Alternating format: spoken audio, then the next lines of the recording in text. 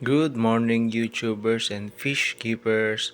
Ngayon ay ang ating ika-day 17 ng no water change challenge ng ating 75 gallon tank.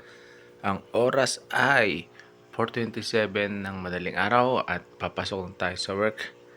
Today, naka-recover na naman sa kalinaw ang ating tangke. Ayan, gising ng mga isda. Pagkapailaw ko, nagising din sila na bulabog.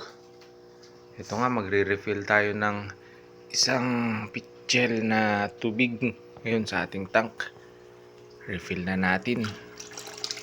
Nga pala guys, gaya na banggit ko nung unang mga videos, simula nung tinanggal natin yung mga water lettuce sa ating tank, bumagal na magbawas yung tubig.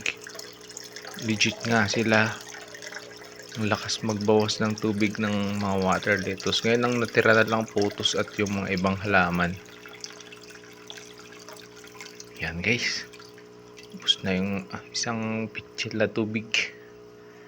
Amoy garlic dito sa bahay, sumibol na yung mga natin, mga garlic. At may konting onion yan, yung mahaba onion yan. Yung kamote, pwede nang talbusan. Check natin kung may gumawa ng bubble nest. Parang wala. Nga pala guys, tinabas na natin yung halaman. Ang bilis niyang humaba yan. Tapos nireplant lang natin. Ang plano ko, pupunuin natin siya ng ganyang halaman. Kasi yung halaman palang ganyan, hindi ko lang pangalan, sorry ha. Paki-comment na lang sa comment section. Sila yung halaman na hindi masyadong pinapansin ng goldfish. Hindi bugbog. Kaya yun, medyo natuklasan natin kung mag-goldfish pala tayo ng na landscape yung tangke. Maganda siyang halaman versus dito sa mga halamang ganyan, ginulpin ng mga goldfish. Ito yung halamang damo na panlupa natin. Wala na. Yung isa din guys, trinim na natin siya at itatanim yung mga pinagtriman. Ayun, sumabit dun. Tapos nagdagdag tayo ng bato ulit na artificially made natin para mas more privacy yung mga isda. Kasi yung mga angelfish, awit ng awit, kaya nilagyan ko ng ganyan, kaya para mas marami silang place pagtaguan in case maghabulan sila.